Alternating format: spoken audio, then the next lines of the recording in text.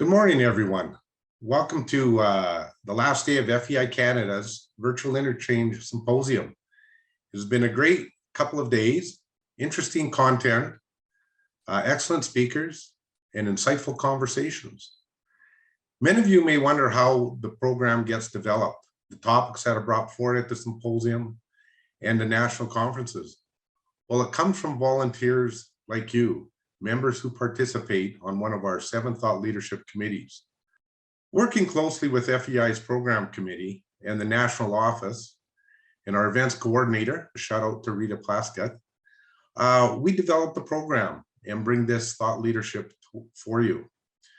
The final program does come together, a lot of work behind the scenes to bring you this top shelf business intelligence. Today's final panel on ransomware attacks shares some experiences of a real life attack. What happened? How was it managed? What would you do differently? And lessons learned. Thank you, everybody, for joining the conversation today. It should be really engaging. I know in the prep calls, there was a lot to cover and a lot of issues, challenges that we're going to walk you through. The aim today is to discuss the evolution of ransomware, ransom attacks, and to walk you through the 7 stages of identifying, preparing, right through to recovering and following up on that. So we've got a fantastic panel today. And let me start by introducing the panel. We've got John Forrester. John is the CFO of DBG Canada Limited, a supplier to the truck, automotive, military, agricultural sectors as a Tier 1 and Tier 2 provider.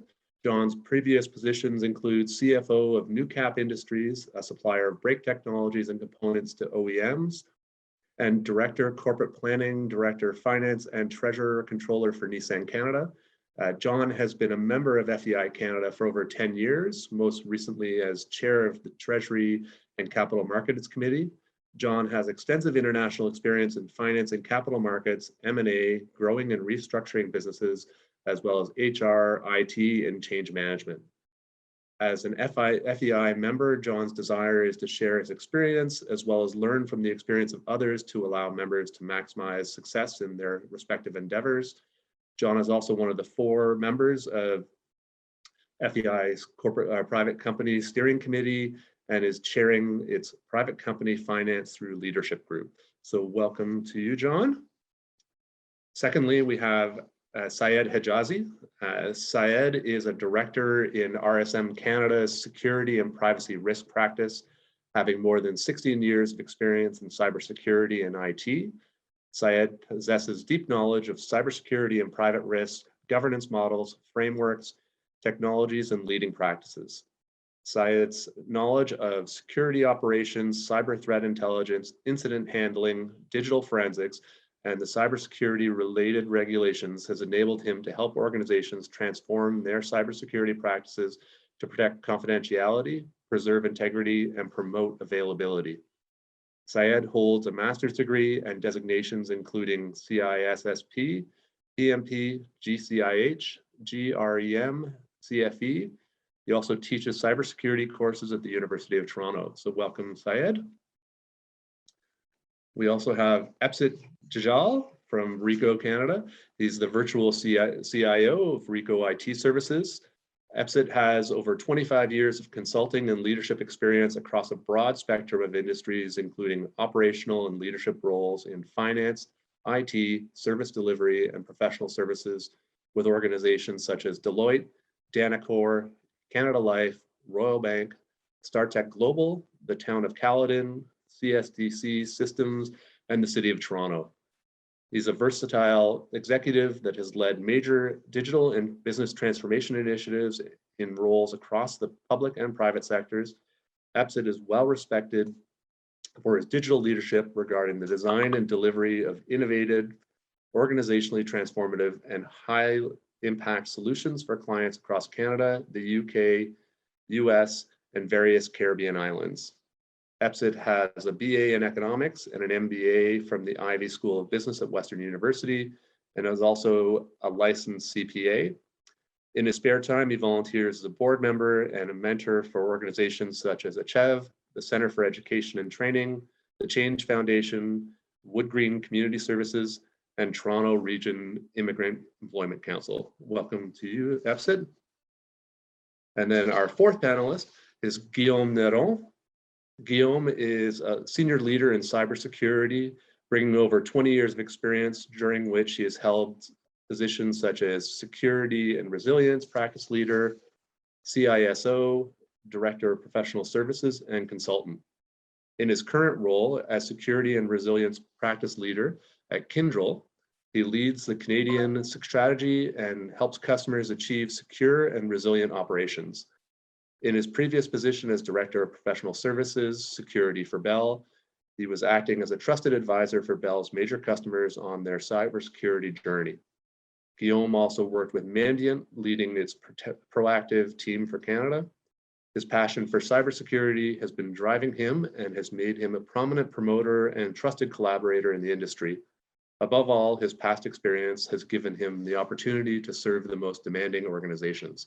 So we've got a fantastic panel, and really looking forward to having them share their insights and challenges and be able to walk us through the process and understanding all of the elements of being attacked and how to recover from that. But I think the easiest place to start off with is, Guillaume, if you can share with us, attacks on our companies have evolved over the last couple decades. Can you provide an overview of how those attacks have morphed and what we need to be aware of now? Yes, absolutely, Brad. Well, thank you for the question. First off, I'll say there's a lot to unpack when it comes to the evolution of ransomware over the course of what is now close to the last 20 years, right? Since the first ransomware that we saw in market around 2005 to today. And there's been a lot of factors that have influenced the evolution of ransomware. Like obviously some are technological, obviously other are economical in nature, other are political and cultural. And this really serves to highlight the complexity of the ransomware ecosystem, which is influenced by many aspects of day-to-day life. If we look at where ransomware typically, where they are the most affecting, it's within high-tech countries, rich countries, and in that sense, when we look at Canada, we're a prime target, right? So if we look at what StatScan is telling us, 91% of all adults 15 years or older currently use the internet in Canada, right? So if you're looking at a country where you have a very large target that you can go after, well, Canada is definitely it. If we look at specifically the finance industry is the third most targeted industry for ransomware attacks. So this brings us to basically motivation, right, of overall attacks. Over the last year in 2020, around 38% of all attacks were motivated by financial gain. And if we look at the trend for year over year, this number keeps on increasing, showing the clear increase in ransomware prevalency. In between 2019 and 2020, according to a study by Bitdefender, we ended up with around 485% increase in the number of ransomware attacks, right? So we're seeing an acceleration, which is much faster on the side of the attackers than on the side of the defenders and their budgets. Specifically as it relates to the behaviors of the attackers, right? So in the beginning, what we're saying is they were using commodity malware. And why that is important? Well, commodity malware is easy to detect. There are things we know about. They were using low sophistication levels in their attacks, right? So they were easily thwartable. They were using a shotgun method, basically targeting as many people as humanly possible with non-targeted campaigns. So they were not customizing their message. They were only monetizing their attacks through the selling of decryption keys for the data they were encrypting. Now, what we're seeing today is very different. They're using custom malwares, right, which is much harder to detect.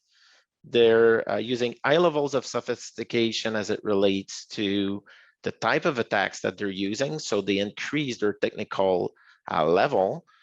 In the past, almost all of the initial compromise was done through emails and attachments. Now, today's we're seeing compromise happening in any way that a company can get hacked and evolving towards a ransomware attack. And I think one of the most important change is the way they're monetizing their attack.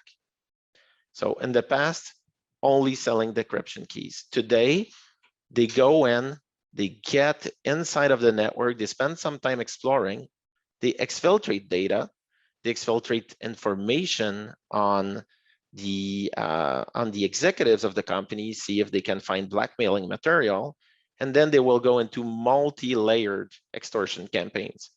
The first level will be, well, we'll sell you the key to decrypt your data. The second layer is going to be around, well, we can blackmail you on specific information we found on your personal life. If you do not pay us additional money, we will go and sell your data to your competitors. And if you refuse to do anything, we will go and publicly expose your company. And we've even seen case where they go and do a press release to say that on a specific date, they will go and expose the company's data or expose the executive secrets. So this is like a big change. Another one of the aspects, and I think I want to close with that, is the change in dwell time.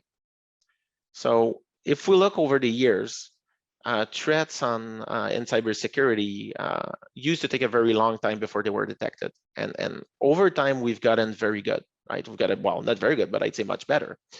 So not so long ago, it would take like over half a year for the average intrusion to be detected. And over 2019, we were down to 56 days. If we look at 2020, we've seen the biggest percentage improvement in reduction of dwell time. It went from 56 days to 24. And at first glance, that might look like a good idea and like great news, but it's not.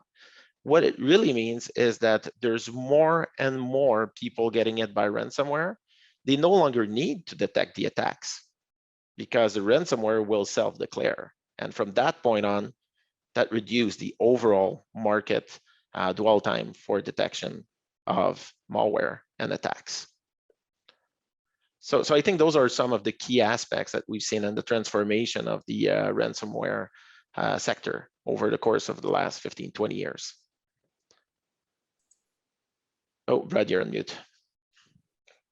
I think feeding off of that, are you seeing a change in malicious attacks versus monetary benefit attacks? So I think they're not necessarily the same type of actors, right? So when you look at the threat actors in market, you've got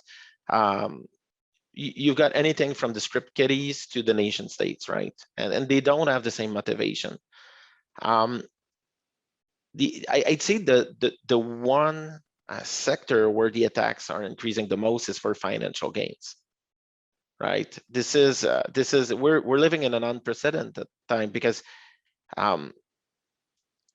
there is so much money to be made, and it's very, very rare that those actors get actually caught, that it's opening up a lot of opportunity for bad people. And we see it in all industry. Like, I mean, yesterday in Quebec, there's the largest artist, so a company taking care of the artist careers. So they got breached by ransomware, and it was actually textbook 2021 ransomware. The actors stayed within their network, explored before detonating their malware. They went in and they first started encrypting. then offered decryption keys, and then they started saying they would start releasing secrets on the artists, on the agents, on the owner of the company. So we're seeing that like in all industries. We saw that earlier this year with Kaseya. Kaseya is a software manufacturer that provides companies with monitoring software. So what the ransomware actor did is they spent sufficient amount of time to be able to introduce themselves into the supply chain of Kaseya, and then they use Kaseya to basically infect 1,800 of their customers. Right, so we're seeing this like getting to new levels of proportions. Yeah, and I think that becomes the big challenges now is how do you prepare for it? And Syed, it'd be great to know, knowing these attacks continue to change. How does a company prepare, and are there key elements that every company should have in place to protect themselves or be prepared for when an attack does hit? Absolutely. Thank you, Brad, and thanks, Guillaume, for the good intro into the ransomware. Before I actually respond to that, how we prepare, I wanted to, maybe for the benefit of the audience, I wanted to describe. You may have heard a lot about ransomware. Okay, this is ransomware. This organization was hit with ransomware. It just sounds like a very scary situation because of the specific word ransom in it. So let me actually take a step back very quickly and describe actually what a ransomware is. Many of you definitely know what it is, but for those who don't, I would just describe it very quickly. Ransomware is essentially a type of malware, malicious code that's infiltrating an organization and tries to essentially encrypt and code your data. That could be a part of your data, that could be your entire systems. And makes it essentially, it renders it unusable. You cannot use your data, you cannot use the computer, you cannot provide services. And because it uses encryption, it's essentially nearly impossible for the organization to reverse that encryption and decrypt the data to use it unless you have an encryption key. So I hope that's providing a little bit of, that clears up that mystical, ransomware phrase. Now, with respect to getting prepared, I think because, as I said, ransomware is essentially a type of malware at the end of the day, and ransomware attacks are cybersecurity incidents by nature, a lot of the preparation steps are very similar to what you need to do with respect to other types of security incidents.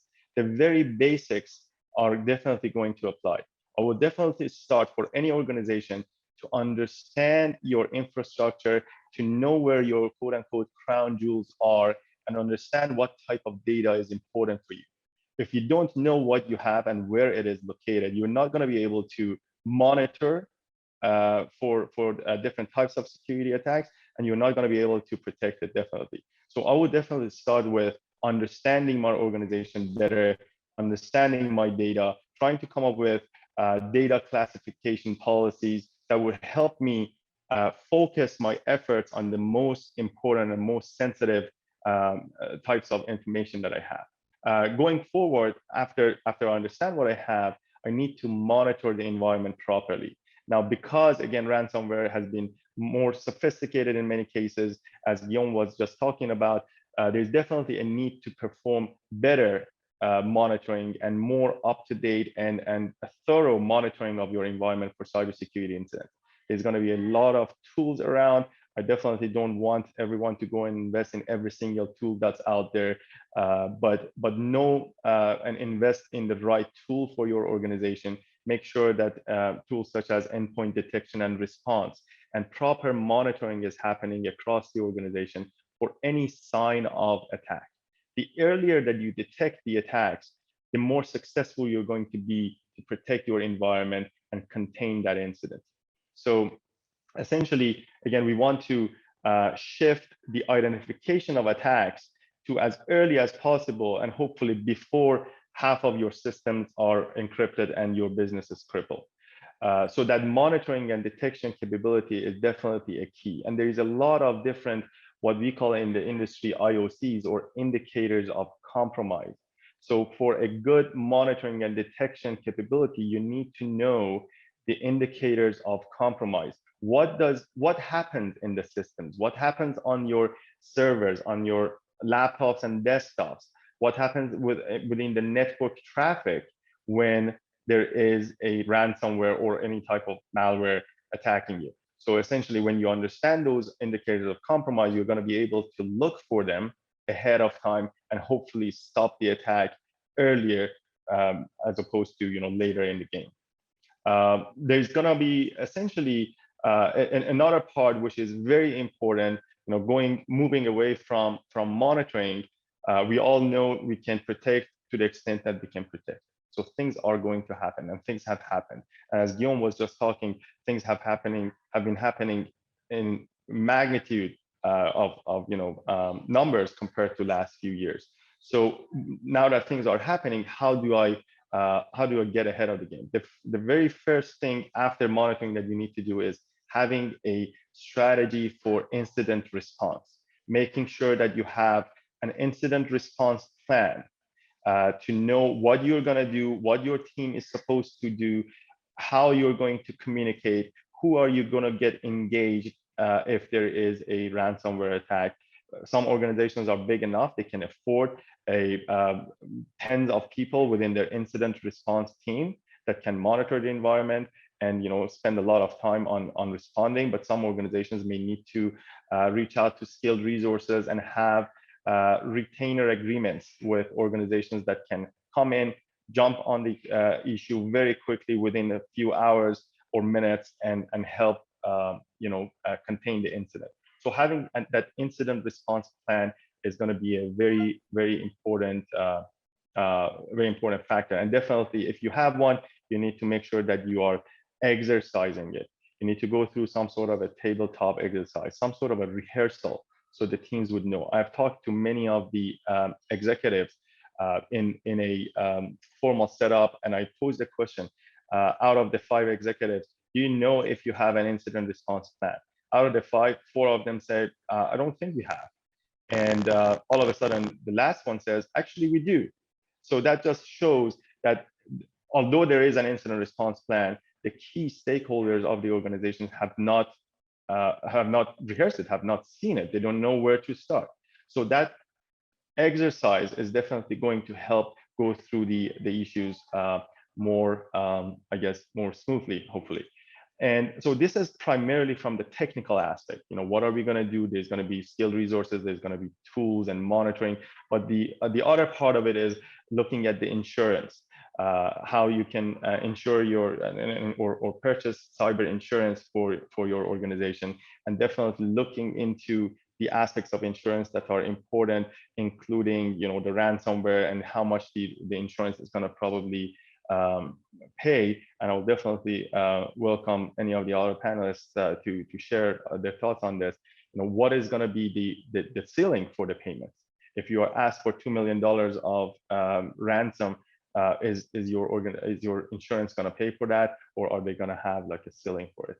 So that is what I would suggest we start with for preparation. And Epsit, would love to hear your thoughts on it. Sure. Thanks very much. And I think Guillaume and Syed covered a lot of great things. There's a couple of quick things I'd like to just add for context that I think might be relevant. Number one is small and medium enterprise or businesses are actually probably a bigger target. The folks who are doing these attacks, they actually know that those organizations have less capability to be prepared and also to react to the incident. It's not just targeting the big ones. I think we hear more about the multinationals or the oil pipeline that gets whacked and held for ransom because that just makes the news. In my role, I work with organizations, multiple over the last year or so, that are all in the small and mid-size segment. And the attacks, as indicated by my colleagues, are very much more sophisticated. They, in some cases, have been in their network maybe for months, monitoring, watching what you're doing. They know how much money is in the bank. They know what your where wire transfers are occurring. There's a lot of this investigation that's going on. They are leveraging a lot of the encryption tools, which actually make your environment safer. So the tools you use to encrypt your files, they're using the same type of sophisticated tools and AI tools to learn about your business and your environment so they know how to extract the maximum amount.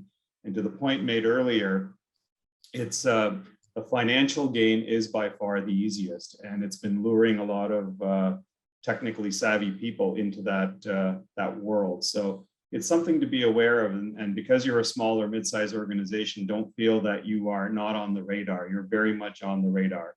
I'm working right now with an organization out on the West Coast, and just to give you an example of the sophistication, not only did they encrypt their files, they actually got into the programming servers that run their CNC machines. So what they did is they actually went in and they made adjustments on their CNC machines. So they knew how to do that.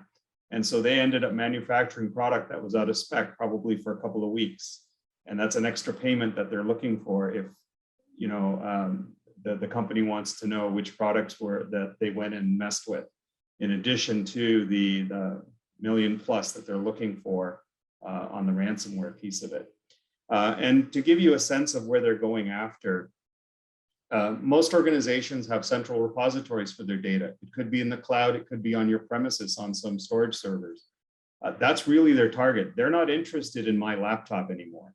The only interest is how to get from that into your storage environment, because these encryption tools that they're running are working at the rate of about 10,000 files a minute. So you think about how many files you have in your organization and within how many minutes they can have you locked out. And we'll talk a little bit later in today's session around how you try to recover or contain that. But an analogy that I like to use in terms of this topic of preparation for organizations is to think about it like fire prevention.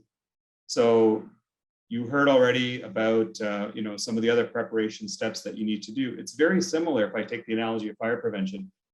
You have a building, you've made sure that you've got fire retardant materials, or the building code specified that. You've got fire extinguishers and fire hoses in case something happens. You've trained your staff what to do in the event of, and you know, there's a fire drill, that's all practice. What's the meeting point?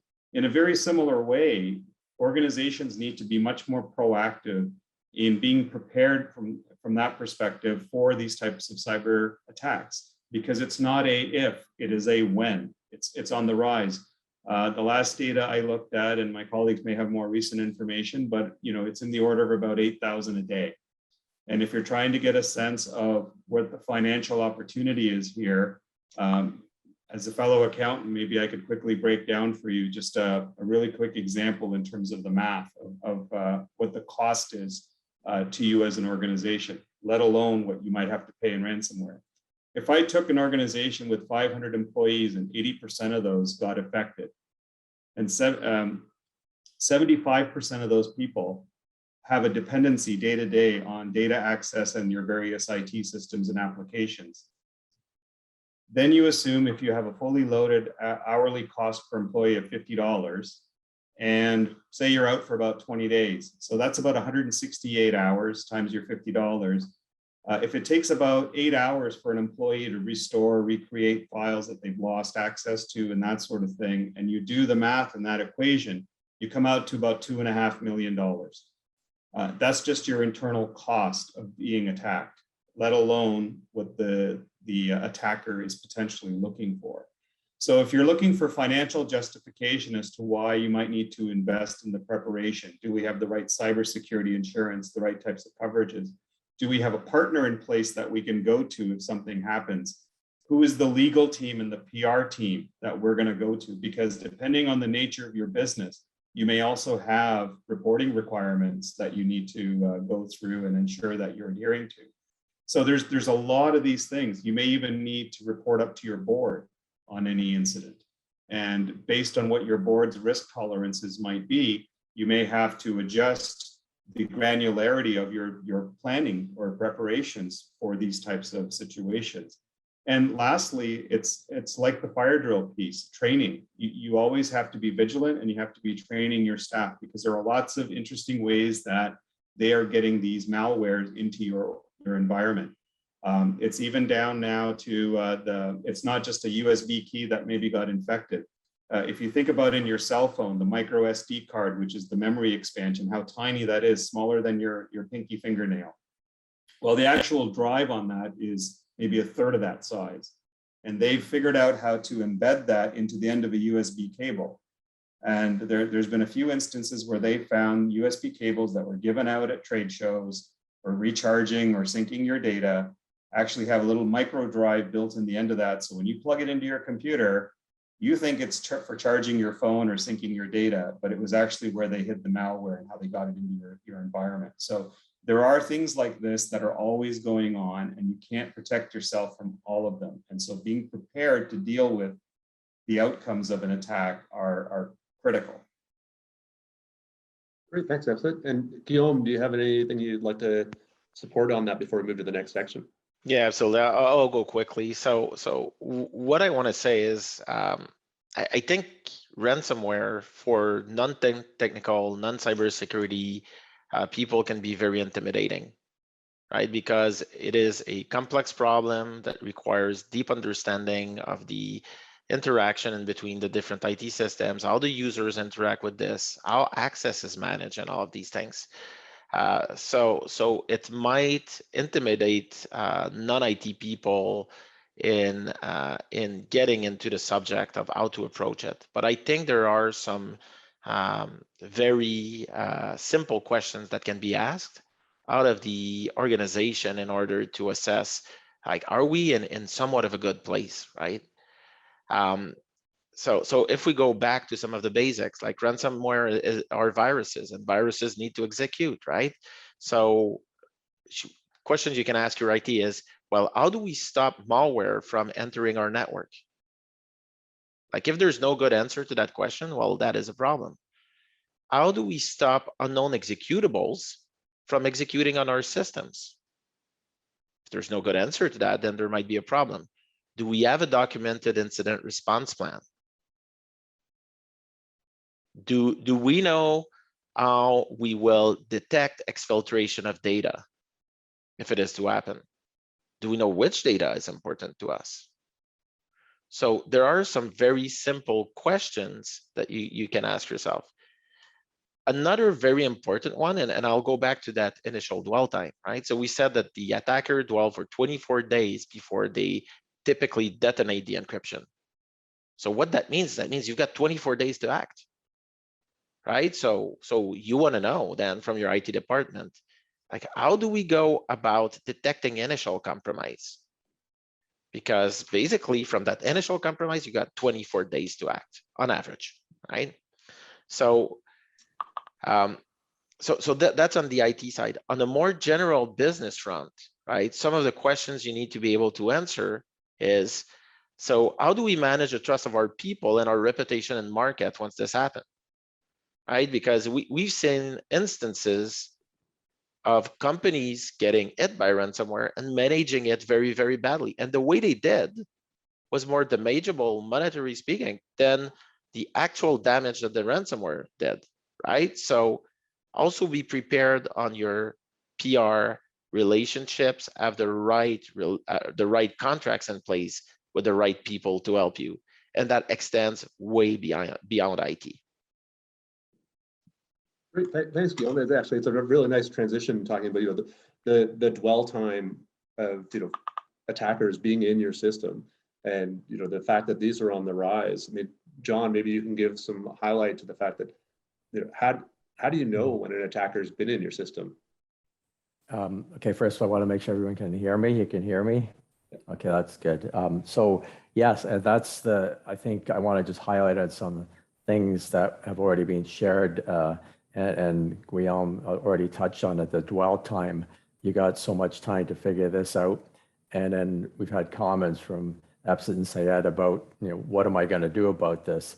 So just to put things in context, we're talking about private companies. I work for a big public company where the resources and the staffing for IT were basically whatever you needed, you got. Private companies, especially the smaller ones, don't have the resources or the sophistication in IT. And actually, a lot of them rely on one person, maybe two at the most. And they rely heavily on their firewall providers. And if they're fortunate, they might even have a third-party provider who monitors activities outside this firewalls for something that's unusual. And I think we heard a comment of indicators of compromise. I think Syed mentioned that, but the real world of the private company is we don't have those kinds of levels of sophistication. We don't have those resources. We have legal firms who generally do not have a specialist or department that specializes in ransomware. You pretty well have to get referred on this stuff. So this is the real world we function in. And so a lot of how do you determine whether you've even experienced any kind of compromise and therefore assess what the impact of the business is, which then drives all the decisions on how do you deal with it, what communications you have to make, do you negotiate for ransomware, and every business decision that goes forward is, first of all, you have to understand if this happened. And if Guillaume said that it on average is 24 days, and so they fish around in the system, find out how your company works and where your vulnerabilities are, what's their value. The real trick here is you have to have your IT group make sure that they're monitoring all available activity reports, because it's easy for them just to, every firewall spits out a lot of stuff and says, here it is, but no one's looking at it. You have to have somebody looking at it.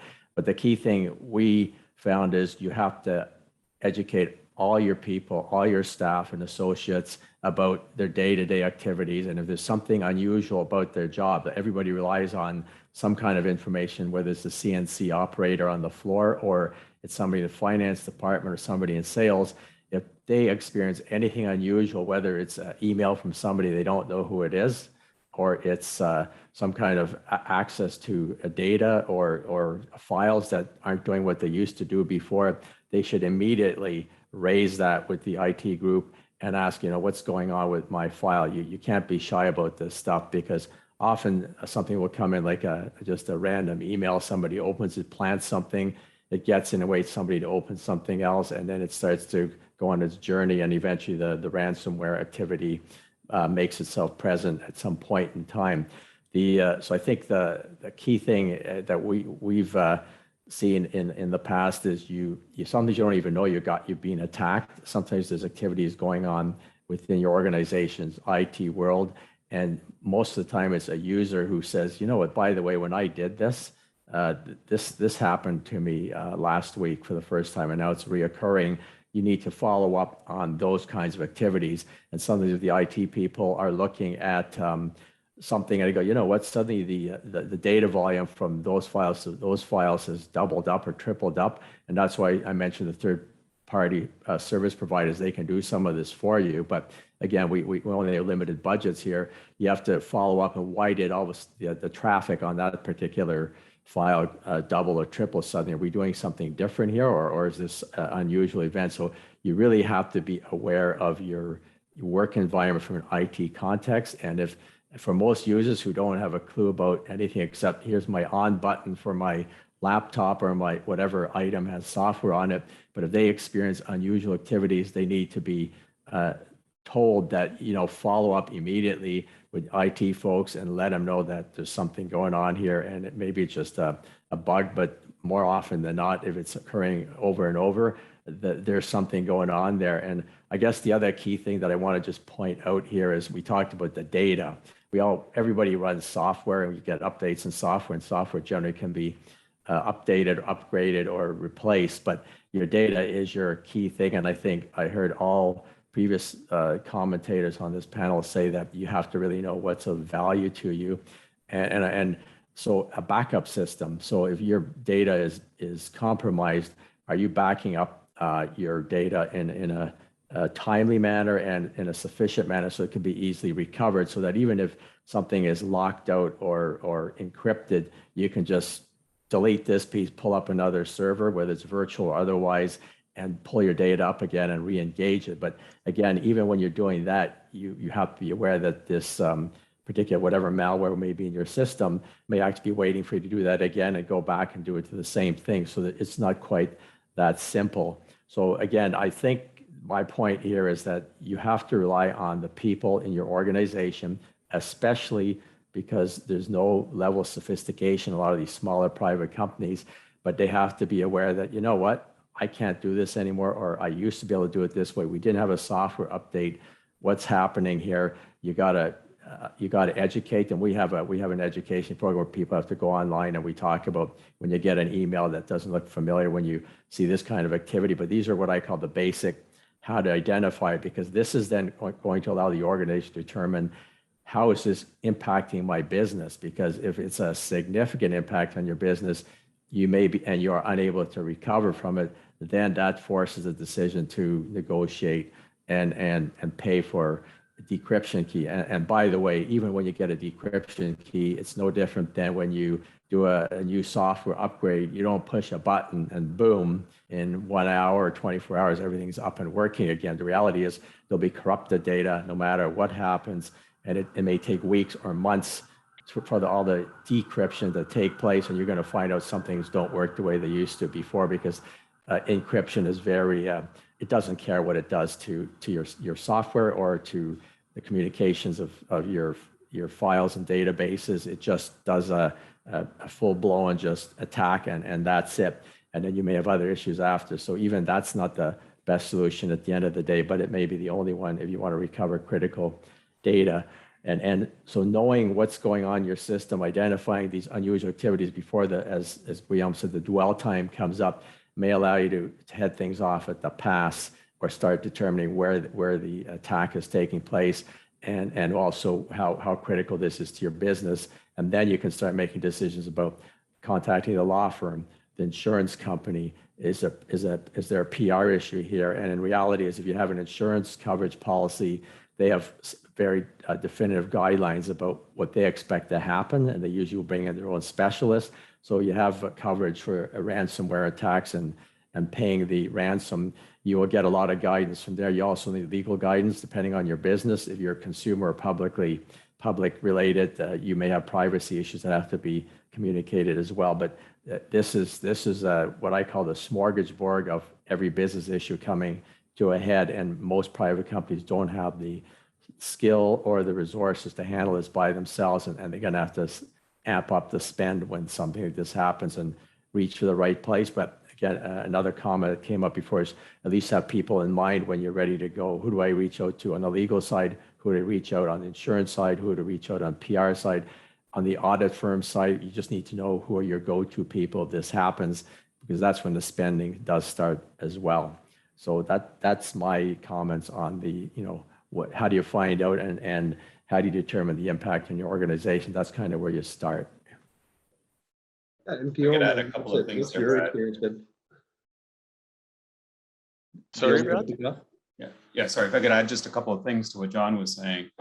The other thing to keep in mind for your organization is that this is a trend that is increasing, and that is attacks from third parties that are related to your business are on the rise. So what I'm talking about there is what's known in the industry as island hopping. So people within your supply chain. So you need to, it's not just about your own preparation and vigilance. It's also about those that you are interacting with on a regular basis. Your IT team, for example, or your outsourced service provider doesn't necessarily have access to your suppliers or some of your resellers, for example, if you're dealing in a business-to-business environment. Data is going back and forth all the time through EDI and other means. And so that is an increasing way in which these malwares are getting into organization systems. So they're trying to basically go up and down your entire supply chain. And so what this really means is that if you're in the business where you deal with sensitive data, if I use that example, such as healthcare, you already have in place certain rules, regulations, and best practices for how you manage not only that information, sensitive information internally, but also with others who utilize that information. And so you should take a similar approach here. The other couple things I'd quickly like to add just around the preparation topic. Most organizations are pretty good about doing backups, but do you have security barriers to your backups? Do you actually validate your backups? If your backups are all contaminated, well, they're not much use to you. And people who are attacking you know that your first step is going to be, oh, so you locked down my files. Aha, I'll go and restore everything from my backups from yesterday. Well, if they were already in there 3 or 4 weeks ago, good luck. And then the other piece is consider what you need to do in your preparation as part and parcel of your organization's business continuity planning, your incident response plan, your disaster recovery plans. what do you do after you've been down, as John was touching on? It's been 10 days since you got attacked and you've essentially been shut down. Okay, now you've paid, you've recovered, whatever the case may be. How do you bring those last 10 days back? How do you do the catch up? Do you have all of that in place? So there's a lot of other implications you need to think through, and it does get more challenging in a small to mid-sized organization, which is why you have remediation firms and other third parties, such as mine or some of the other panelists organizations. And you should really look at leveraging some of that, at least in terms of getting the insights, if not the direct help. I'll leave it with that, Brad. Perfect. And Guillaume, you had some thoughts. Yeah, so again, very quickly, it's very important when it comes to detection to have collected the right data, right? So and when you go into you've declared a ransomware attack and you call someone to help, they will require access to the right data. So before you go into an event, it's very important that you collect the right logs from your servers, that you keep them for sufficient amount of time, that you have the right logging levels, because if you do not keep those things, well, simply said, finding patient 0 will be close to impossible. Getting to the information as to where it went from patient 0 to the end of the attack is going to be close to impossible, and you're going to be faced into a situation where you will never have full assurance that you took care of the threat, because you cannot track everywhere it went. So I think that's really, really important.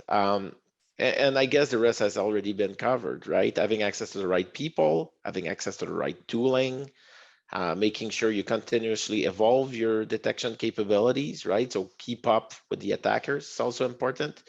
But those were my quick comments, right? So basically make sure you don't, by lack of planning, put yourself in a place where you'll end up always wondering, well, do I still have a bad guy in my network? Right? I think that's important. No, it's a big challenge. And I think once you've got, you get an understanding of the extent of the threat, and you're trying to figure out, where do you begin to overcome? And I guess the second part of that is contain the threat. Who needs to know about the attack, and what do you do if you decide to pay? Syed, what are your thoughts? You've got governance board, you've got authorities that you might need to bring in. What are your thoughts and recommendations? Absolutely, thank you for that. So I want to actually start with kind of combining what we just heard from Guillaume and John, and as well definitely Epsit. There's the before we want to start kind of quote unquote containing, I wanted to take a quick step back and first of all definitely endorse what Guillaume just talked about with respect to making sure that you have taken the right steps before you go through that recovery. A part of that containing is after containing the incident, after making sure that you stop the bleeding and you're in a good control of the attack situation. You want to make sure that you can go back to recovery. But before you do that, unfortunately, I have run, and my groups have run into many situations where we started to help a client recover, but when we got to the environment, the IT department, whether internal or external managed service provider, had gone through re-imaging or re-preparing essentially a lot of the machines, a lot of the computers. And when we get in, again, I will use what Guillaume mentioned, that the phrase of patient 0 is no way for us to find. So again, I don't want to make it a lot, technical in nature, but if you're a small firm and you don't have a lot of people internally to assist, and you don't have the appetite and the budget to invest in a lot of incident response and monitoring activities, what you want to do, at least from your incident response plan, it doesn't need to be a sophisticated technical document of tens and tens of pages, but make sure at least those key steps are indicated in your incident response plan. One of those key steps is make sure we are not touching the systems in a hurry, and we are not giving those systems to people that are not sure what they're doing. Let's make sure that we get those that know what's supposed to happen engaged as soon as possible, because if you lose that time, if you lose that momentum, there's nothing that even a skilled resource can do if you have recovered many of your systems and you have lost your log files and audit records, right? So that's the first thing I wanted to mention. Now, going back to containing, I think you want to make sure that first of all, it doesn't happen again to the extent possible, right? One of the things that can happen over and over is once a criminal organization, an adversary finds out that you have been a target, they will probably try to launch another attack, or maybe not them, another similar group, because the information about your organization is probably lurking around in the darknet, in criminal forums, and they now know that you have been a target. And many times they even share the details of the attack, so they know how exactly you got hit. So it's very important to take a step back and see what really happened to us, how we can stop that. One of the things that you can do is running cyber threat intelligence reports, just to see after the attack or during the attack, what is out there about you, what type of information has been released. Now, with respect to that the type of data, it can greatly help. You cannot take it back. Once the data is out there, it's out there. You cannot retrieve it. You cannot, essentially go back to the days before the attack. But what you can do is at least know what's out there about you, and know potentially that what is going to be threatening you in the future. What the other attackers know about you now. Let me go and fix those holes. Let me make sure that I'm prepared based on what has been out there about me. One of the other key steps with respect to containing and during those initial phases of attack is that ransom negotiations. A lot of times you're dealing with a large or relatively large criminal organization. There could be even language barrier. There could be from another part of the board that you cannot really understand what they're talking about. There are firms that can assist you with actually doing the ransom negotiations. Sometimes they start with $2 million ask, and I have seen great success stories bringing that down. I hope that you never had to pay, but bringing that down to a quarter of that amount. So there is, because those firms that I'm referring to essentially know a great deal about these groups, these criminal groups. They know their motivations. They know what they usually target. If they usually start from a high amount and go down, or they usually go from a low amount and go up. So they know a lot of those tactics about these criminal organizations. So it's really, I think, helpful if you actually try to hand over that negotiation part to someone who knows how to do that. So that's from the kind of technical standpoint. But when it comes to the governance aspects and requirements for disclosure, well, I don't know if you have seen many of you within the financial sector. You may have seen the new requirements a couple of months ago from OSFI. That is actually one example. Now, OSFI, the Office of the Superintendent of the Financial Institutions, requires the regulated financial institutions to declare cyber and IT incidents. That was not a requirement before, but is now a requirement from OSFI to declare to us and disclose to OSFI that you have been dealing with an incident. That is just one example. There is numerous other regulations requiring disclosure of incidents.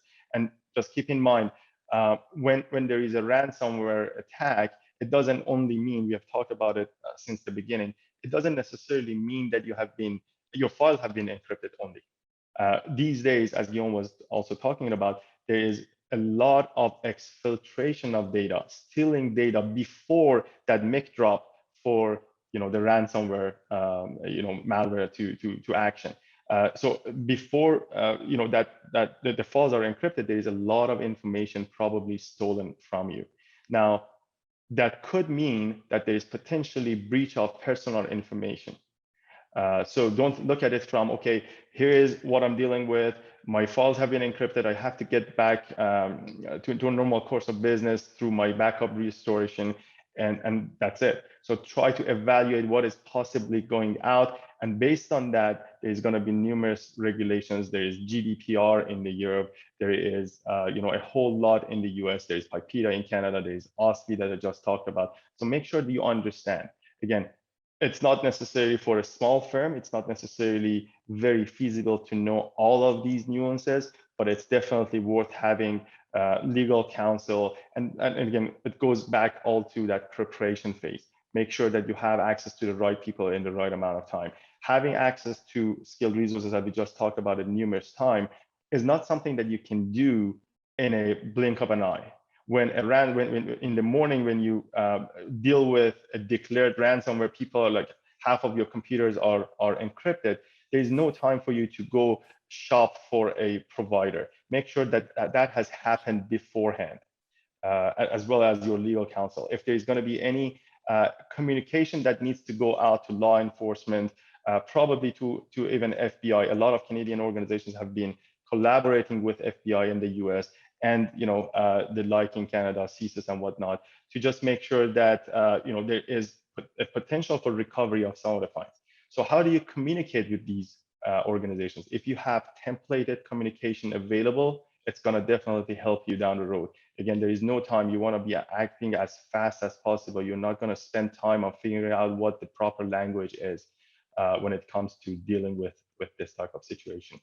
And in terms of, again, involvement of authorities, I think I just talked about that.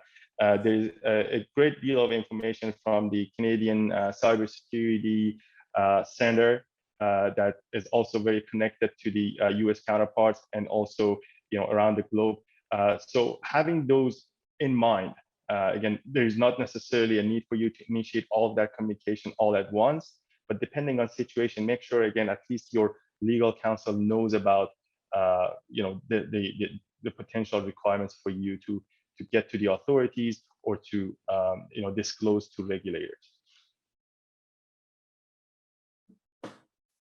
Great. If I could add a couple of things I had to what you were saying, spot on. And I mean, I think for our audience, I mean, one of the things I had mentioned, I wanted to expand a little bit.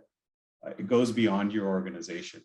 As others have mentioned, exfiltration of your data is actually one of the main goals here. It's not just a simple extortion for money. There's a lot of other value that's available, and that's what they're after. We're not dealing with pious individuals who are only here for one thing and they're never going to bother you again. The dark web is full of all kinds of personally identifiable information, and there are what's known as information aggregators out there. And so even today, off of public spaces from social media and other places, they're already building a profile on you. Different organizations are using AI tools to do this, to scrape information off the internet. The holy grail is to be able to add validated, specific details about individuals. So for example, if they got into your payroll system, they now know that person X at your company, how much do they get paid? They have an account at this financial institution. Potentially, here's the bank account number, because that's where the funds get auto deposited through your payroll provider. And so it goes on. And even though that particular incident may not involve the attacker saying, well, I'm going to expose Brad's income online. I mean, if it was a certain organization where there's some value, they may do that. But instead, they may have actually taken all that data in those days or weeks before you even knew you got attacked, and they've gone and published that information on these other sites where other aggregators are working. So now you also have to think about, part of your strategy needs to include, how do I protect my employees? How do I protect my partners? What's gone out there? And to the points that were made by Syed and Guillaume, if you don't have the capability of understanding what data has been viewed, copied or moved and that sort of thing, which can be a very technical exercise, then you may not understand who all is affected. And so these are just a couple of other points that you really need to keep in mind. And sometimes, we even hear about silent attacks where they've actually gotten in, they're after this type of data and information. There wasn't really a ransom that was going to be asked for. They may leave their malware in there for future use, but really what they got a gold mine of other stuff, like, oh, gee, they use Excel to do all their payroll. I hope there's no one in the audience that does that still. And so there's the name, address, phone number, social insurance number, the bank name, the bank account number, where you deposit the checks, the whole thing. Wow, that's good information. And then, are you prepared to disclose that? Do you have something in place? And this is, I've seen a couple of questions in the chat about, the governance and how the board gets involved. These are all the types of things that you need to think through. What's the risk tolerance of the board? What's going up to the board? What's been said to the organization? At what level of detail they need to be involved in it, and a lot of the other points that my colleagues have touched on. So it's John. I'd like to add some comments. Again, you've heard from the experts on this. I pretend not to be an expert in any of this stuff, but if you're the CFO or CIO or general manager or president of your organization, and there's been an event or compromise, this is your new full-time job, and it's the whole team's full-time job. Just the amount of detail that's been discussed already, you can see this is not a one-person affair, and to sift through all this, but it's also about key decision making for the business. What are we going to do? What's the impact of the business? How do we handle this? Who's going to handle that? Who's going to deal with the lawyer? This is a major resource consumer, people and money, and you have to be geared up for that. So you need that kind of even if you don't have a formal incident response plan, you kind of know you're signing up as soon as something like this happens. For all the key decision makers in the organization have to be involved, have to be informed. There has to be daily updates, if not hourly, depending on the speed of how this moves.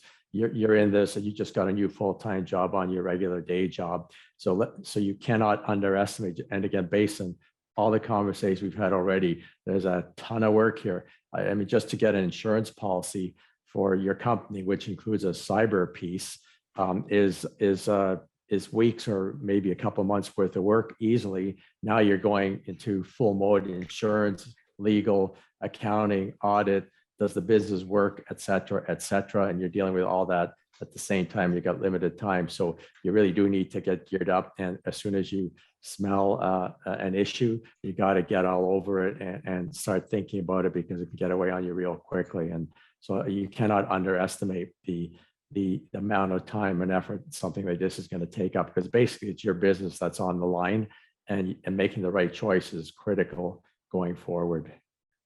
And I'm Brad. I'm just going to let you know I have to jump off in a few minutes. So if I disappear, that's why. But again, I just wanted to get my comments in before I had to get off. No, fabulous, John. It was great to have you be part of the conversation and get your insights. And I think before we move into questions from the group, I'd love to hear from Guillaume on that portion, as well as kind of talking about the recovery and making sure you're prepared for the follow-on, because I think Epsit really highlighted it. They get in your system and they may still be in your system after you've started the recovery. So how do you protect yourself?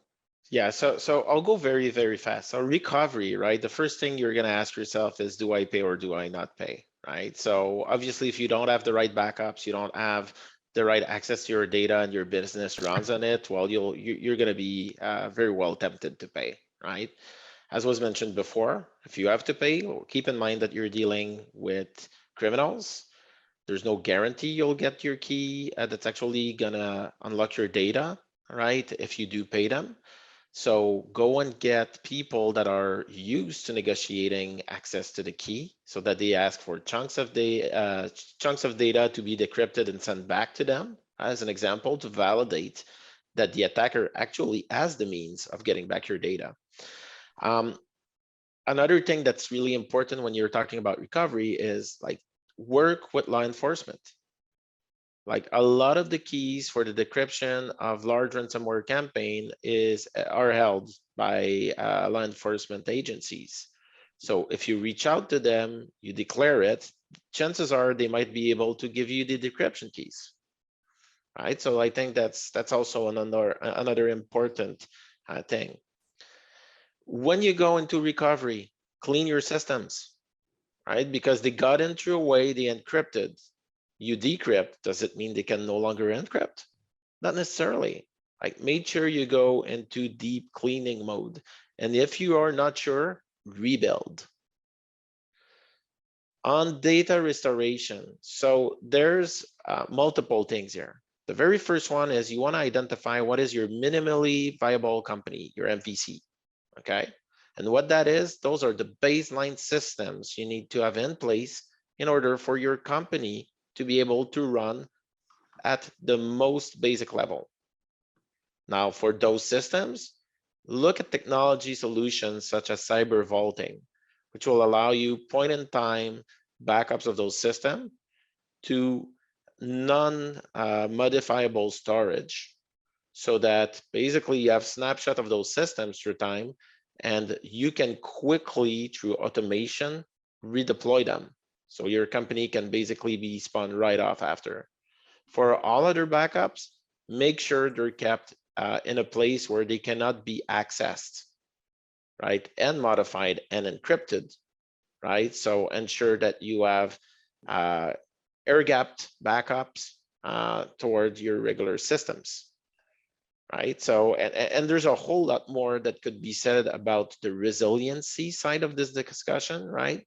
So when we talk about replication, backups, cyber vaulting, simulations, right, that you can do as it relates to restoring your content, because it's one thing to go through the cybersecurity incident, but do you also test that you have a capability to rebuild your systems, right? That's also very important. But I think there are companies that can definitely help as it relates to the resiliency problem, and it's definitely something that is often overlooked. So please don't do that mistake, right? Make sure that you have a cyber resiliency program in place that is supporting your cybersecurity program. Great, thanks, Guillaume. And anybody have any last thoughts before we move into questions from the audience? Yeah, if I could add just a couple of things to that, those are great points, Guillaume. I think the other thing that we often forget is, remember, these criminals are in your organization. They've gotten in somehow. And so we've talked about all of these communications that you have with various parties internally. You're talking to your lawyers and maybe the police about how am I going to negotiate the ransom. Odds are they're watching all of your emails, so they know exactly who you're talking to and what you're doing. So do you have an alternative means of communication? So be aware of that. So I was involved in a situation exactly like that, where there was a discussion on email about how they were going to negotiate, and the hacker was actually watching the whole thread. And so they just sort of went to the bottom line, said, I know you guys talked about this. I haven't got time. I want this. And, you know, and for every 30 minutes you take to come back to me, I'm going to add $1 million. Is basically how it went. This is extortion. This is how these things go. So be aware of that and keep that in mind when you're looking at these things. And there are certain expertise that are available in the marketplace through different specialized companies that can help you with some of these things. So as an example, not intended as a plug, but I do work with an organization where they actually take copies of your data, and they have live copies of known ransomware, and they can actually execute those against your data, and your team can practice the rebuild and recovery. And so this could be part of your organization's strategy around, how do I test my resilience? How do I test how we deal with these things? It doesn't necessarily mean that's exactly the way you can do it, because these things evolve and change. But just like a fire drill that I mentioned earlier, if you have an IT department where you have staff that is going to be sort of leading this, having them with some experience going through a couple of these types of simulations is going to be helpful. Fabulous. And I think we've got a ton amount of questions coming through. I think Norm Ferguson, you wanted to jump in with a couple. Damien, can we spotlight Norm? Yeah, thank you. It's very interesting and insightful conversation, the challenges with this ransomware. And that in the small and medium-sized companies are limited resources, very tight. I think, as John alluded to, 1 or 2 IT experts looking through things. You know, they're doing the patches, they're monitoring the systems, they're doing backup, sort of the basic that you can do. But sometimes with those limited resources, it gets difficult, and you may have a disaster recovery plan, but what I'm hearing today is actually an incident response plan, and actually going a lot further to do a normal, you know, data recovery. One of my questions, I guess, gets into it, like when you're talking about insurance, legal, you may have PR issues, could be client data, so then you have market impacts. who is best to lead this? I know the responsibility of risk management sometimes lands with the CFO, but where else, a CIO in larger companies, but how can small companies really get a handle on this without the overloading? Because it seems like a huge burden of work to take on with the rest of your job. In my experience, Norm, it's a great question. It's the general manager or the CEO. It's not necessarily the CFO. The CFO may be executing a number of the steps and take the lead in certain areas, but this is a situation where your organization has been compromised. You are being held for ransom. So imagine you're in another part of the world where it's some guy with a machine gun standing at the front door and won't let you out unless you pay. This is just the electronic cyber version of that. And so to relegate that to someone down in the organization isn't going to be the best way to do it unless that person has the knowledge, experience, and authority to go and execute on a lot of these things. Keep in mind that in many of these situations, your company may be dead, as in you cannot function.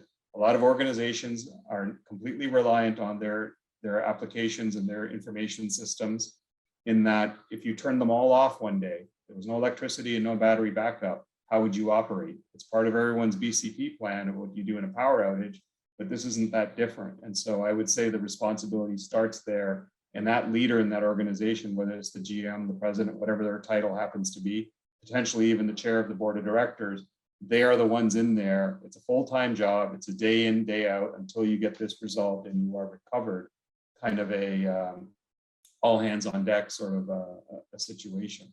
And in terms of the small IT department, that's very common, what you pointed out. And I think that's what my colleagues and I have been stressing in our comments today, is that this is where you need to seek expertise. You know, you may have a little bit of experience in reading contracts, but you still go and engage a law firm to review your contracts, especially an important big one. So this is probably not that different. And from a budgeting perspective, I would suggest that organizations start, if they haven't already, to think about line items in their operating budgets to deal with these sorts of things. Because the insurance, I'll just quickly touch on that before my colleagues jump in. A lot of people think they have cybersecurity insurance, and it may say the word cybersecurity, but there's often a cap. And I have clients who have been shocked when they found out that the cap was $200,000 and they're being asked to pay $2 million. Your cybersecurity insurance may also be dependent on what were you doing as an organization to mitigate this, right? I mean, you can't buy life insurance for your employees and then, you know, for your company picnic, everyone's going skydiving. Right? We all know about that carve out insurance. So in a similar way, your insurance company is going to start asking you questions. Oh, nobody updates your firewall patches. You don't have an IT guy dedicated. You know, sorry, fine print. You're not covered. So now what do you do? Right. So have you thought these through? Have you looked at it? And are you prepared? Now I want to add a bit of flavor based on things I've seen, and it's actually something very sad that I've seen happen more than one time. Right. I've seen ransomware shut down SMBs, like them getting it, them not being able to get up, and then closing, like 50, 100, 200 employees basically losing their job. And it all comes down to understanding what is the impact of ransomware to your business, right? As an example, if you don't rely on computer system and you just use them because it's convenient, then maybe it's not so bad for you.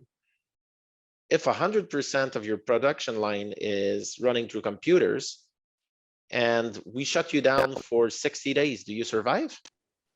If all of your customers start reach out to you and say, well, you've leaked all of my most important secrets. Let's say you're a law firm, like, will you survive that attack, right?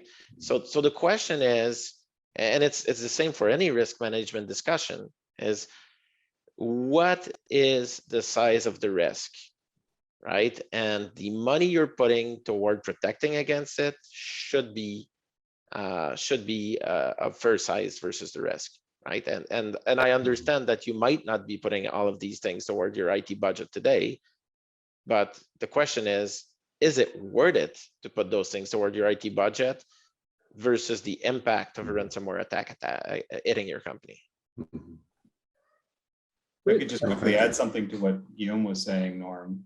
It becomes part of your organization's risk tolerance to somebody's question about the board and risk tolerance.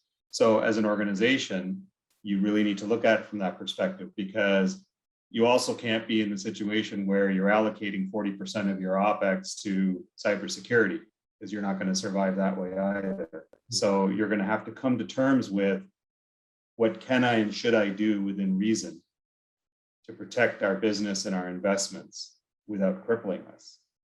And what do we do if something happens? What are our tolerances? What's acceptable? So to Guillaume's point, can we afford to be out for 24 days? If not, let's prepare for that so that we have that window of time. That sort of idea. Mhm. Thanks, Epsit. And I'd love to give the opportunity for Raymond to jump in with, I know he had a couple questions in the chat. Yes, thank you. Good afternoon to all. I have a couple of questions. What is the legality of actually paying ransom? Because you've said be prepared to pay. And yet I've read things that say you may be supporting the proceeds of organized crime or international terrorism, and there may be consequences for paying someone. So what is the right answer? So I'd say it's a question. It's not as much a question of legality. It's more a question of ethicality, right? Mm-hmm. So I don't think there's any law stopping you from paying a ransomware to get back access to your data. To your point, there are societal impacts in doing so. You're encouraging criminals from continuing what they're doing. Some of them are using that money. You're absolutely right to carry out some very bad actions. There's even been case of North Korea being identified behind some of the ransomware campaigns in order to fund their nuclear program, right? So absolutely, there are ethical considerations. That being said, again, how do you weigh those ethical considerations versus your company survival? And I'll just add a quick thing to that, Raymond. I mean, right now, as Guillaume mentioned, there is no quote unquote law to prevent you from paying ransom, but there are a number of states down in the US that are actually discussing, passing regulations to declare paying ransom illegal. It hasn't been confirmed yet. It hasn't passed, but at least I believe 4 or 5 of the states are discussing that.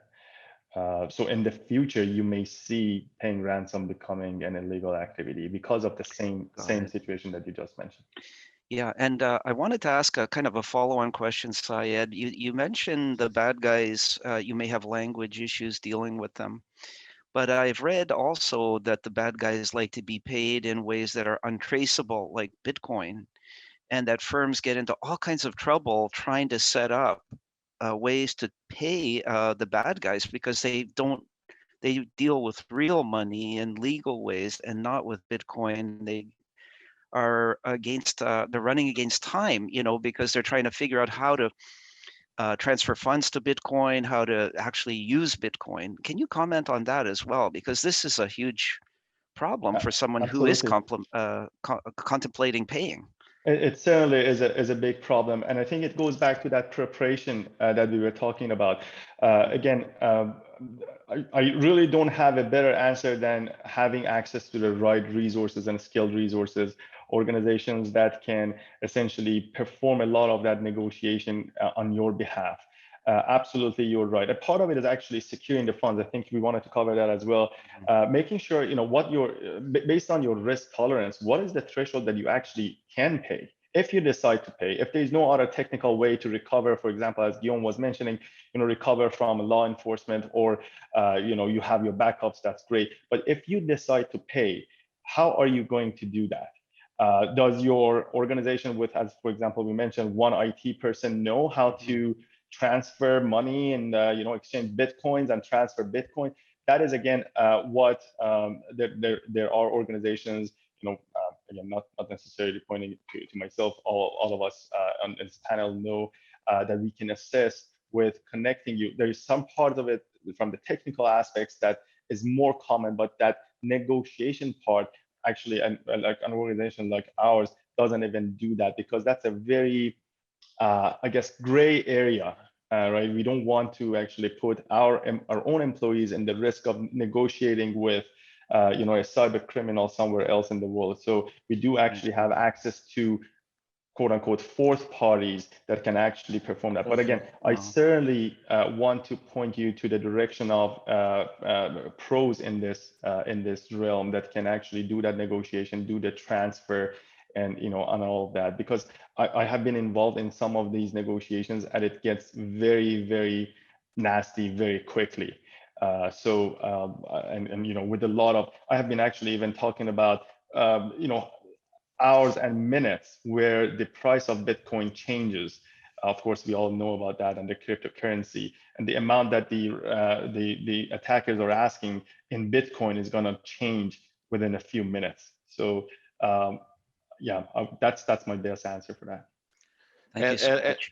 And I guess just to reinforce, because I agree 1,000,000% with Syed on this. So when you go and procure an incident response retainer, so that you have someone to call, ask them, can you negotiate ransomware conditions for my company? Can you help me acquire Bitcoins and all of that? If the answer to that is no, it doesn't mean it's the wrong company, but it means you need to ask them the second question of, okay, do you have a partner that can help me with that? Got it. Now, I have one last question about cyber insurance, and this is coming from experience with our carrier. So they do have exclusions in the policy for things like not keeping your network up to date. So that was a really good point. The other is around their required list of providers. So if you have an incident that occurs, you are required to go through the carrier's providers, who look like very expensive companies. They're like, I won't name them, but they're like gold-plated firms, right? And we're a medium-sized business. So we also had a cyber provider and we had a retainer with them. And when we signed the policy, we realized that this provider is not on the list and they would not recognize that provider. So are we being taken advantage of by insurance by forcing you to work with their specified firms? So I'll go on this one. So I spent some time at Mandiant, which is the worldwide leader in incident response. The rates are preposterous. Let's put it like that. So we're talking about something like $450 US an hour per resource. Okay. Yeah. If you look at why insurance companies are doing this, is because they assess the capabilities of the incident response company so that they can ensure that there's a minimum of quality. There's a lot of people that see those $450 USD an hour rate and say, well, I can hire somewhat qualified people and charge them $250, right? But those people are not qualified. They don't have the right tool set and they don't have the right capability to handle bursts. So look at it from a business model perspective. What is an incident response company? It's a company that tells you that they will guarantee you that they will be there when you need them. And what that means is that they have people on the bench waiting for you to call, right? Because if they don't have people on the bench, when you call, they cannot help you, right? So they have a lot of sunk costs in that sense. They need to be able to deal with the latest attack patterns, right? And they need to be able to recognize them fast because time is of the essence. What that means having extensive research and development capability in order to research them, replay them, and know how to deal with them. It means having extensive training budgets for their employees, and it also means to have extensive access to tools, and those tools don't come cheap, right? So if you look at all of that, the rates are expensive.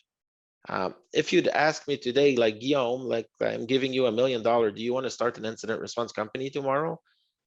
I'm not sure I would, because like personally, I think there's a lot of risk there.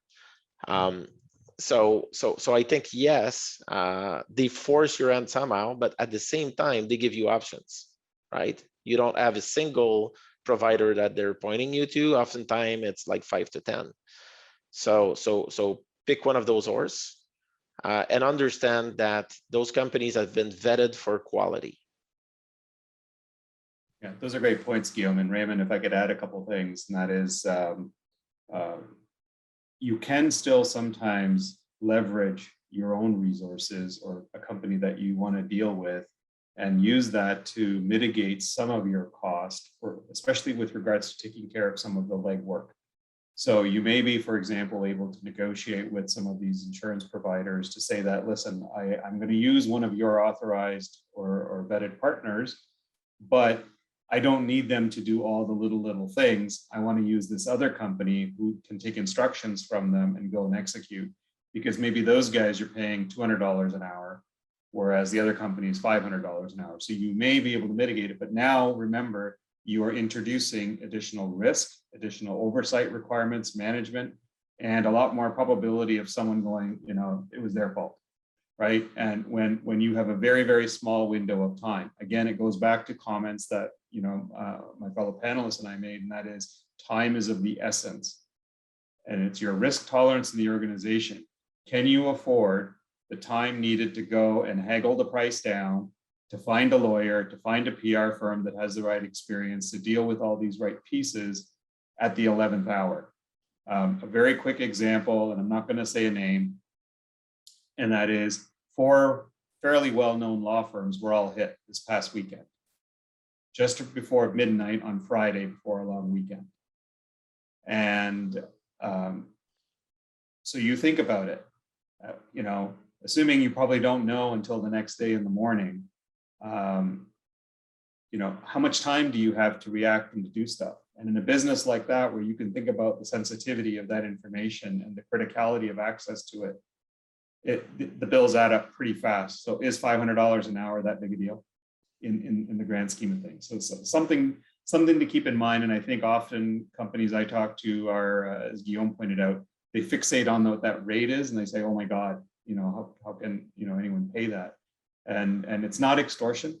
So understand, like a lot of the things Guillaume outlined, that very true. There's a lot of money, and some of those firms actually are also using these so-called guys that wear both black and white hats, if you know what I mean. And so they're often having to pay some of these guys off to the side, saying, hey, I know you hack people normally, but would you come and help us with this incident if you're not involved? Yeah, it's a messy industry, right? I mean, there's things like this that go on out there, and you want the right people at the table to minimize the time it takes for you to recover and get out of this and get back to your business. That's the key. Great, thanks, Epsit. And we got a couple other people for questions. So I'm gonna go Brenda, Nancy, and then Paul. So Brenda, feel free. Yes, thank you. So I'm going to kind of do a little bit of a prologue, let's say. You know, we've heard very much from this panel, you know, about great insight on the risk and how when you have an incident that occurs, time is of the essence. And while we've talked about coming up with an incident response plan, I still see an opportunity for being more proactive and less reactive, such as vulnerability assessments. Now, while we've also touched on the fact that a lot of cybersecurity insurers have an approved vendors list, I took that to be in the context of once you have an incident, is there guidance from cyber insurance company on approved vendors to take a more proactive approach, say with doing assessments of your vulnerabilities? I can take that, Brenda, for sure. So very good point, actually. Yes, we did emphasize a lot on the incident response and, you know, what would you do if something like this happened to you, right? But I'll go back to, I think, the very initial opening comment that I had about the preparedness. If you recall, we talked about knowing your IT assets, knowing your data. That is all. Let me actually summarize that in defense in depth. So I'm a big proponent of defense in depth, meaning you are going to have defense in multiple layers, starting from employee awareness. We talked about that. My colleagues just alluded to that. We're going to be having that asset management properly done. In order for us to continue doing the monitoring, in order for us to continue doing the vulnerability management, yes, absolutely, these are all the different layers of your defense, from the human side to the technology to identification of vulnerabilities and patching and all that, which is absolutely required. If you leave that part, then you are going to be dealing with incidents every day. So we are trying to definitely minimize the impact and the possibility and likelihood of you getting impacted. But now during the discussion, yes, I agree. We paid more attention to the after the incident and reactive part of it, which is also very important. So I believe going back to your question, whether or not the insurance providers can provide a list of service providers that can help you with being proactive. I believe some of them do, yes. If they don't necessarily do that, you can certainly ask, and they can probably also point you to the right direction. But if they don't, there's going to be also plenty of different providers, either your managed service provider from IT side or managed security service providers or consultants that can come in and do that proactive check up and help, essentially. That includes everything from the governance perspective, building a cybersecurity program, having policies and procedures, all the way to performing proactive penetration testing and red team exercises and all that. Yes. And to add to that, like, I think you're absolutely right that we spent a whole lot more time on the what do you do once you've been hit. There are lots of aspects that you can do in prevention, right? So some of them are very technical, right? So security hygiene, stop executables from being allowed through mail and web browsing for the regular user population, as an example, right? So that's configuration of your web proxy and your mail gateway. You'll want to have like software restriction policies from Microsoft running so that users cannot execute executables from their desktop and their My Documents folder and so forth, right? There's a lot of things like that you can do. Other than this, preventatively, you should most likely call into a security advisory service on security testing to go and do a ransomware defense assessment, right? So a group of hackers that basically will act as if they were a ransomware threat actor, trying to use the most commonly used threat methods, then using some of your infrastructure to see how well they could encrypt it, make a recommendation as to how you can better manage your accesses and all of these things. There's a lot to be done. So in that sense, I think it makes a lot of sense to go and bring experts at the table to ask them, how can you build an end-to-end ransomware program, right? Because there are all of the contracting aspects that we've discussed. There are all the technical prevention aspects. There's the resiliency aspect. And then there's everything that you need to do once that happens, right? If there's one thing I think everyone should get out of this meeting today is that ransomware is a conceptually simple problem that is incredibly complex to deal with because of its ramification for business, because of the depth of knowledge that is required to deal with it on the cybersecurity front, the resiliency front, and the IT front. It's very complex. Great, thanks, Guillaume. And if I could add just a couple quick things to that, so as an example, there are companies out there that can come in and, as my colleagues said, do those assessments and help you build out some of those aspects. I do know some of the insurance companies also suggest that you get one of these health checks or security reviews done as a condition or as a pre-step to actually qualifying for cybersecurity insurance. They want to know what they're getting into. It's no different than them for your home insurance or your building insurance. They send out an adjuster inspector to look. What are they taking on? What are they dealing with? And the cost of doing that may actually be beneficial to your organization because it could help you negotiate a more favorable rate if you're able to demonstrate that as an organization, you have taken a lot of smart preventative steps, which should reduce the risk of you being attacked, but more importantly, reduce the potential loss in the event of attack, because you have figured out and sorted out a lot of the things which will lead to a faster recovery. So things to keep in mind in terms of how you can take advantage of that. And as an example, I know that my organization, through our partners, we have some arrangements with customers where we go in and we actually do the attack. And then we go back and meet with the IT and the senior manager that was, you know, sort of sponsoring that. And we talk about what was the result. Where did we get in? What happened? Who fell victim to it? Not that we're trying to out a certain individual in the company, but, you know, for illustrative purposes, you know, we could say, well, Brenda's the one that clicked on the link. And that was, you know, patient 0. And then this is what happened that gave us access to this, that, and the other thing.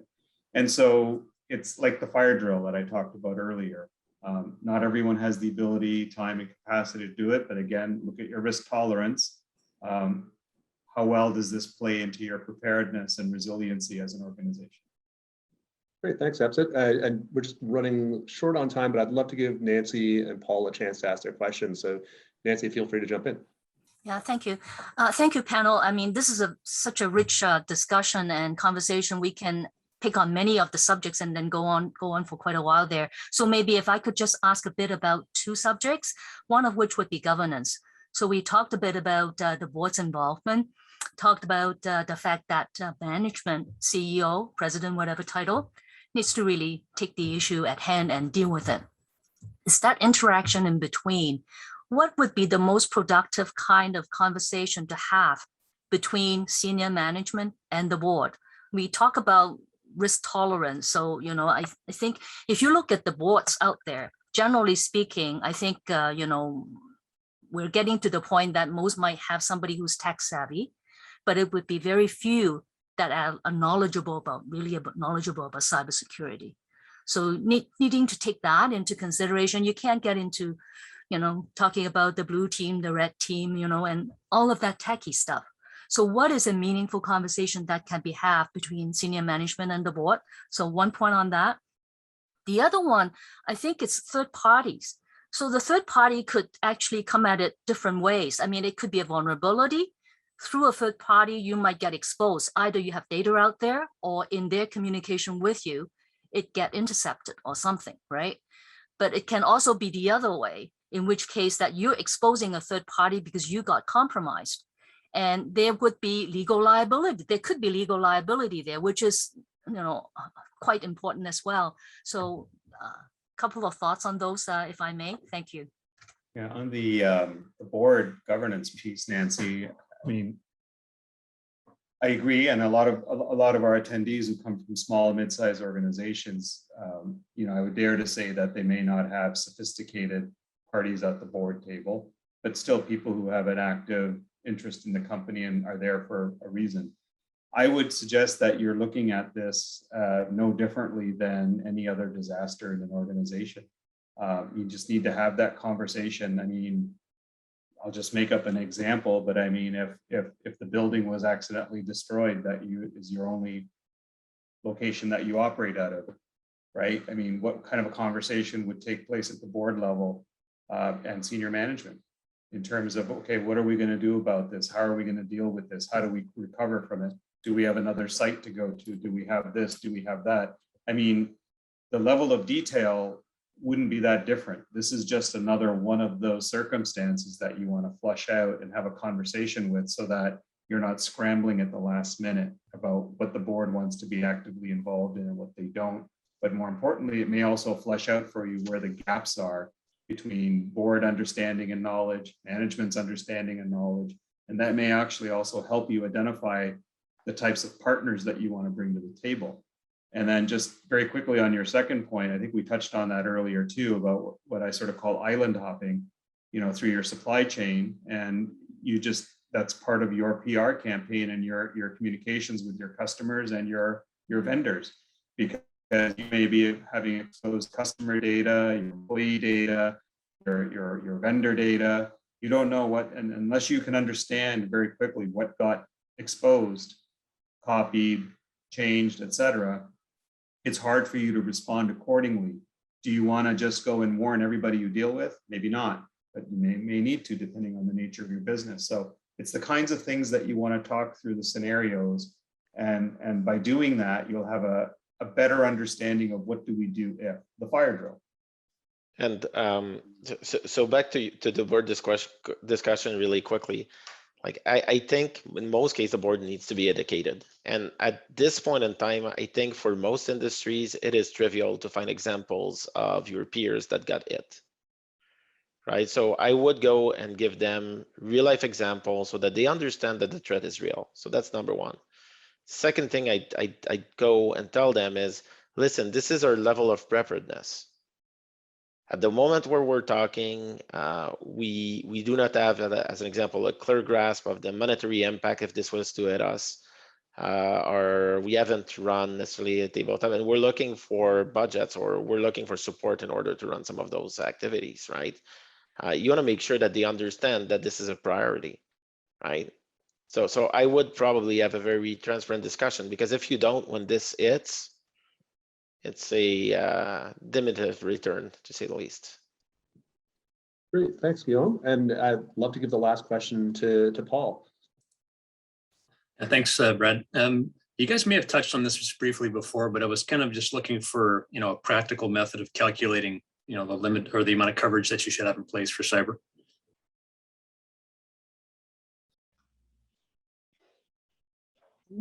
I can start. This is something that actually has been brought up many times in many of my discussions before. I believe the amount of cyber insurance, the discussion really about signing up and underwriting the insurance policy is something that needs to be done with the insurance. But in terms of your risk tolerance, I would treat this issue, the ransomware issue, and how much you want to have for cyber insurance, exactly the same as how you deal with any other type of insurance. If there is that method of calculation that you have, it essentially is about identifying what data you have, identifying how much money you're probably going to lose on the stuff that Epsit talked about at the beginning, all the man hours or employee hours that goes into not being able to work, the hours that goes into spending time on recovering from the incident, the amount of potential loss during to paying the consultants like us coming in and doing the work for you. It could, as we just talked about it could go up very rapidly. And also the amount of money that the attackers are going to ask, as well as lastly potential penalties from the regulators. So if you add up that, there's a whole lot that goes into the intangible cost, your reputation and all that for sure. That's the same type of calculation that happens for any other type of risk. But I would add, specifically for cybersecurity and insurance and ransomware type attacks, I would add these items that I just talked about and do a calculation of how much we can afford to lose. Again, as if it's any type of other risk. Now, in terms of how that number translates into the insurance coverage, I can't unfortunately provide a lot of insight. I'm not on the insurance side, but that is how you would calculate your threshold and your tolerance. And another thing to say, so I think it's, and I smile whenever I hear that question, because it's probably the most difficult question to answer, right? Because there's not a clear-cut answer that's going to fit every business. If you look at most cybersecurity risk method, they're qualitative in nature, right? So high, medium, low, 1 to 10, red, green, yellow, right? So they're not necessarily meant to give you dollar amount values to quantify your risk. I think there is one exception to that rule right now as far as methodology, and it's FAIR, the Fair Risk Evaluation methodology. The challenge with FAIR is it's incredibly difficult to apply to real world situation. But if you are serious about establishing a dollar amount to your risk posture as it relates to the specific threat, then there might be an opportunity to leverage a consulting firm that will come and do a fair risk assessment on your company as it relates to that specific risk. Yeah, and I think what I would add to that, Paul, is that think about what you can afford in terms of the exposure. What's the insurance company really underwriting? So there's a whole bunch of things that Syed and Guillaume touched on in terms of the cost that you're going to be hit with. So the reality is that's what the insurance company is going to have to cover. And so if you go through the math and you add it up and say, okay, if we're going to be out for 20 days, assume, right, our downtime cost is $2 million. It's going to cost us $1 million for law firms and PR firms to help us manage through this. It's going to cost us this much with the auditors, and we're going to have to pay this much for restoration through one of these IT services companies, like what one of the three of us is involved in sometimes. And so there right away, you know that, okay, well, I'm looking at potentially $4 million in costs. So when you go and shop for insurance, you don't want the lowest rate because you don't know whether they're just covering the first $250,000.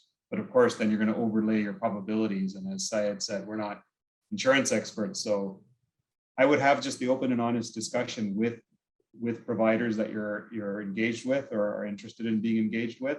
But in advance of that conversation, you should have a good understanding of what's your situation, what are you dealing with, what are your exposures, what are those other types of big costs like the ones that we just listed. So you know going in, am I talking about a $200,000 coverage policy or a $25 million coverage policy? Great, thanks everyone. It's been definitely an active conversation, and I know we could probably do a fantastic follow-up with this in the future, probably at our conference or other sessions like this. I really want to thank Epsit, Syed, Guillaume, and John for participating and sharing their information. Ransomware has changed. The attacks have changed. It's been great to see how that process and get to understand how that process has changed.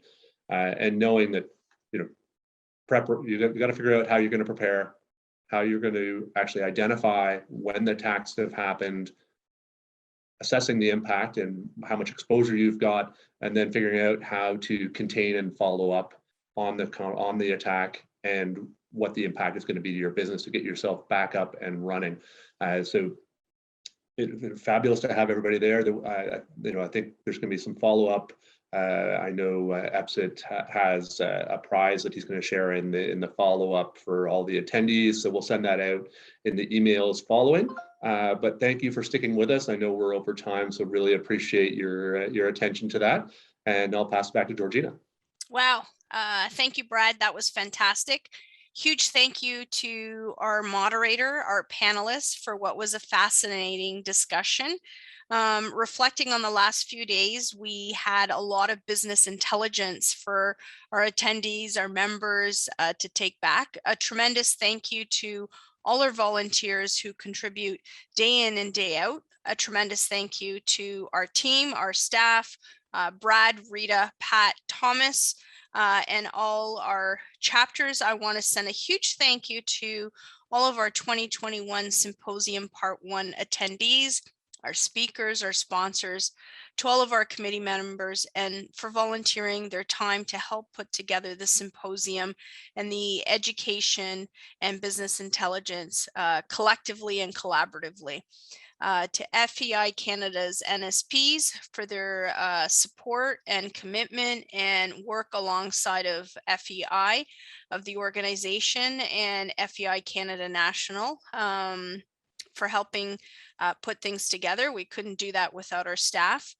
We hope all of you found the sessions enjoyable, engaging, and you went away with some fantastic knowledge that can be beneficial to both yourself and your organization you represent. This symposium was only part 1 of a 3-part journey. Our second part, if you can join us in February, please mark your calendars, February 1st, 2nd, and 3rd. So please mark your calendar for February 1st, 2nd, and 3rd for part 2. For captivating sessions from industry leading speakers. Please keep your eyes peeled for more information that's going to be coming out very shortly. As well, please note in June, we're working towards our conference in Banff in Alberta.